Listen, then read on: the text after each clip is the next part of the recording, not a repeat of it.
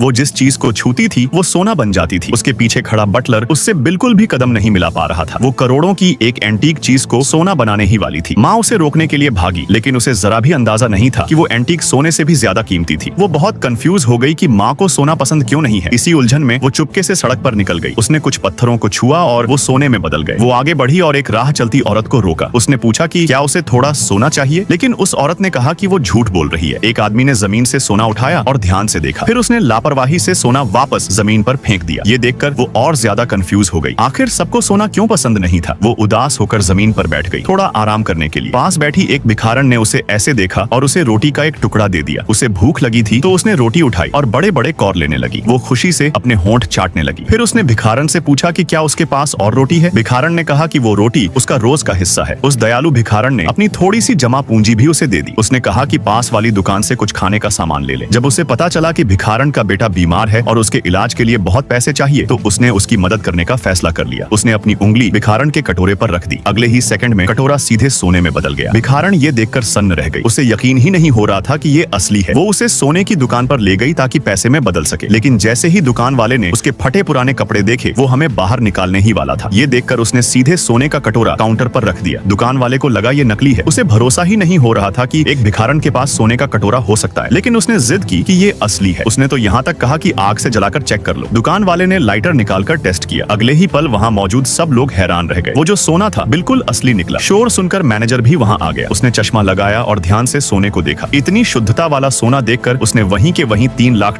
की कीमत लगा दी। भिखारन खुशी से रोने जैसी हो गई। अब उसके पास अपने बेटे के इलाज के पैसे थे। वो वहाँ से चुपचाप निकल गई। किसी की मदद कर पाने की खुशी उसे अंदर से बहुत सुकून दे रही थी। वो फिर से सड़क पर चलने लगी, ऐसे लोगों की तलाश में जिन्हें सच में मदद की जरूरत थी। अब बताओ, क्या अगर किसी के पास सब कुछ बदल देने की ताकत हो तो क्या असली खुशी खुद के लिए होगी या दूसरों के लिए।